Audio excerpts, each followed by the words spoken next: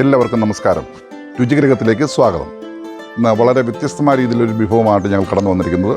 നമ്മൾ പല വിഭവങ്ങൾ രുചിഗ്രഹത്തിൽ കൂടി ഉണ്ടാക്കി, എന്നാൽ കുഞ്ഞുങ്ങൾക്ക് വേണ്ടി വളരെ വളരെ രുചികരമായ ഒരു വിഭവമായിട്ടാണ് ഞങ്ങൾ കടന്നു വന്നിരിക്കുന്നത്.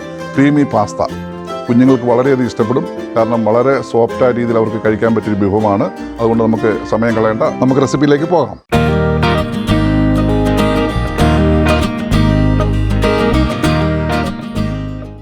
നമ്മൾ ക്രീമി പാസ്ത ഉണ്ടാക്കാൻ തുടങ്ങുകയാണ്. അതിനുവേണ്ടി ഒരു 7 കപ്പ് വെള്ളം അടുപ്പിൽ വെച്ചിട്ടുണ്ട്. അതൊന്ന് തിളയ്ക്കാൻ വെയിറ്റ് ചെയ്യണം. വെള്ളം നന്നായി തിളച്ചിട്ടുണ്ട്. അതിലേക്ക് 1 ടീസ്പൂൺ ഉപ്പ് ചേർക്കുന്നു. 1 ടീസ്പൂൺ ഓയിലൂടെ ചേർക്കാം. അതിനുശേഷം ഇത് 4 കപ്പ് പാസ്ത 2 പ്രാവശ്യം കഴുകി വെച്ചാണ് അതിലേക്ക് ചേർക്കുകയാണ്. പാസ്ത ചേർത്ത് നല്ലപോലെ ഇളക്കി ഒന്ന് മിക്സ് ചെയ്യണം. മിക്സ് ചെയ്ത ശേഷം ഇത് വേകാൻ എത്ര സമയം എടുത്തു എന്നുള്ളത് ഇത് വെന്ത് കഴിയുമ്പോൾ ഞാൻ പറയാം. പാസ്ത വെന്തിട്ടുണ്ട്. ഏതാണ്ട് 4 മിനിറ്റ് സമയം കൊണ്ട് ഇത് വെന്ത് കിട്ടി. എടുത്തിട്ട് നമ്മളിങ്ങനെ കയ്യിലെടുത്തിട്ട് ഒന്ന് ഞെക്കി നോക്കാൻ അറിയാം വെന്ത ഉയരും. നമ്മളിത് ഹൈ ഫ്ലെയിമിലാണ് വെച്ചിരുന്നത്. കറക്റ്റ് 4 മിനിറ്റ് കൊണ്ട് ഇത് വെന്ത് കിട്ടി. ഇനി നമുക്കിത് സ്ട്രെയിനറിലേക്ക് മാറ്റി റണ്ണിങ് വാട്ടറിൽ ഒന്ന് തണുപ്പിച്ചെടുത്ത് മാറ്റി വെക്കാം. നമുക്ക് പാസ്ത തയ്യാറാക്കാൻ വേണ്ടി ഒരു പാൻ അടുപ്പിൽ വെച്ചിട്ട് അതിലേക്ക് ഒരു 2 ടേബിൾ സ്പൂൺ നെയ്യ് ചേർക്കാം.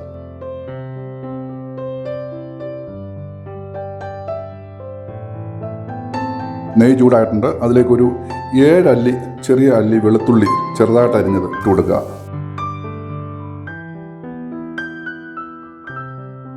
ഒന്ന് മൂത്ത ശേഷം അതിലേക്ക് ഒരു വലിയ കാരറ്റ് ചെറുതായിട്ട് അരിഞ്ഞാണ് കാരറ്റ് അത് ചേർക്കുക.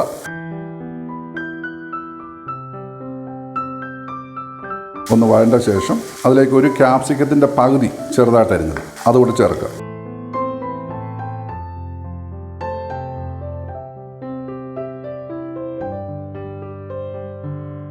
അതിലേക്ക് ഒരു 50 ഗ്രാം ചോളം. ഇത് നല്ല സാധാ ചോളമാണ്.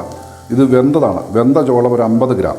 അല്ലെങ്കിൽ ഈ അമേരിക്കൻ സ്വീറ്റ് ഒക്കെ കിട്ടും, ചോളമൊക്കെ കിട്ടും. അതാകുമ്പോൾ അങ്ങനെയൊന്നും ചെയ്യേണ്ട ആവശ്യമില്ല. പക്ഷേ ഇത് വെന്ത ചോളമാണ്. 50 ഗ്രാം അതുകൂടെ ചേർക്കുക. ഇത് ഓപ്ഷനാണ്, ഇല്ലെങ്കിൽ ഇല്ലെന്നുള്ളതേ ഉള്ളൂ. ഒരു 10 കിസ്മിസ്. ഇത് കുട്ടികൾക്കൊക്കെ വളരെ രുചികരമായിട്ട് കഴിക്കാൻ പറ്റും. അതുകൊണ്ടാണ് കിസ്മിസൊക്കെ ചേർക്കുന്നത്.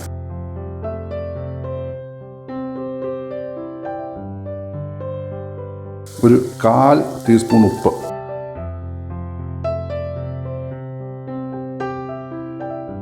ഇത് വഴഞ്ഞിട്ടുണ്ട്. ഇത് മതി, ഈ പരുവം മതി. ഈ പരുവത്തിൽ നമ്മൾ കോരി മാറ്റാം. നമ്മൾ വെജിറ്റബിൾ ഒന്ന് വഴറ്റി കോരിതാണ്. ഇതുപോലെ ഒരു പാത്രത്തിലേക്ക് കോരി മാറ്റി വെക്കാം. നമുക്ക് ക്രീം ഉണ്ടാക്കാൻ വേണ്ടി ഒരു 1.5 ടേബിൾ സ്പൂൺ ബട്ടർ. അതിനകത്ത് കുറച്ച് നെയ്യ് കിടപ്പുണ്ട്, അതുകൊണ്ടാണ് 1.5 ടേബിൾ സ്പൂൺ ആക്കിയത്. നെയ്യ് ബട്ടർ ഒന്ന് ഉരുകി കഴിയുമ്പോൾ അതിലേക്ക് ഒരു 2 ടേബിൾ സ്പൂൺ മൈദ ചേർത്ത് നല്ലപോലെ ഇളക്കി അതിൻ്റെ ഒരു പച്ച മണമുണ്ട് മൈദയുടെ, അതങ്ങ് മാറിപ്പോകണം. 3 ടേബിൾ സ്പൂൺ ബട്ടർ ഇടുകയാണെങ്കിൽ 3 ടേബിൾ സ്പൂൺ മൈദ ഇടണം. ഇപ്പോൾ 2 ടേബിൾ സ്പൂൺ ബട്ടർ ഇടുകയാണെങ്കിൽ 2 ടേബിൾ സ്പൂൺ മൈദ ഇട്ടാൽ മതി. ആ കണക്കിലിട്ട ശേഷം ഇതൊന്ന് മൈദ ഒന്ന് നല്ല ഇതായിട്ടുണ്ട്. ഇനി അതിലേക്ക് പാല് ഒന്നായിട്ട് ഒഴിക്കരുത്. ഇതൊരു 2 കപ്പ് പാലാണ് എടുത്തിരിക്കുന്നത്. അതിലേക്ക് ഒരു 1/4 കപ്പ് പാല് കുറേശ്ശെ ഒഴിച്ചു കൊടുക്കും. ഒന്ന് അതിൻ്റെ ലംസൊക്കെ ഒന്ന് പോകണം.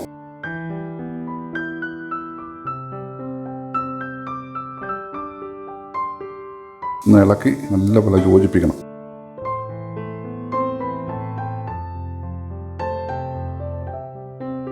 ഇതിനകത്ത് ലംസ് എല്ലാം പോയിട്ടുണ്ട്. ഇതിനകത്ത് ആകെ നമ്മൾ 2 കപ്പ് പാലൊഴിച്ചു. ഇനി ലേശം കൂടെ ഒന്ന് കുറുകിക്കോട്ടെ.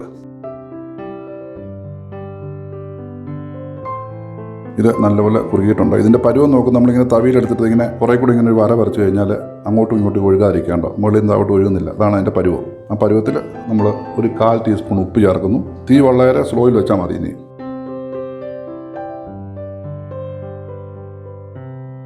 പെപ്പർ ഒരു 1/4 ടീസ്പൂൺ പെപ്പർ പൗഡറാണ്. 1/4 ടീസ്പൂൺ പെപ്പർ പൗഡർ.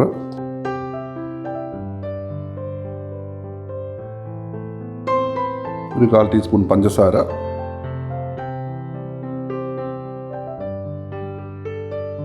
ഇനി നമ്മൾ എടുത്ത് വെച്ചിരിക്കുന്ന ആ വെജിറ്റബിൾ, വഴറ്റി വെച്ചിരിക്കുന്ന ആ വെജിറ്റബിളൂടെ ചേർക്കാം.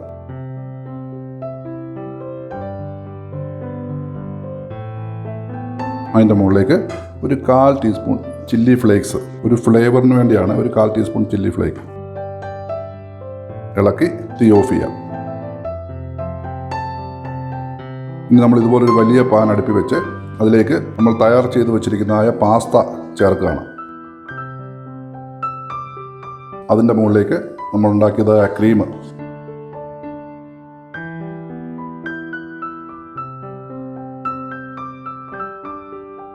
ചേർത്ത് നല്ലതുപോലെ ഇളക്കി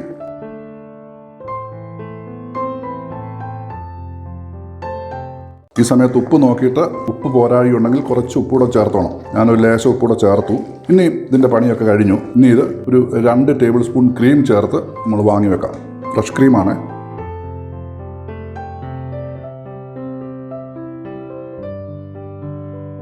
രണ്ട് ടേബിൾ സ്പൂൺ ക്രീം ചേർത്തു. അതുകൂടെ ചേർത്ത് ഇളക്കി യോജിപ്പിക്കാം. ഇത് നമുക്ക് സെർവിങ് ഡിഷിലേക്ക് മാറ്റാം.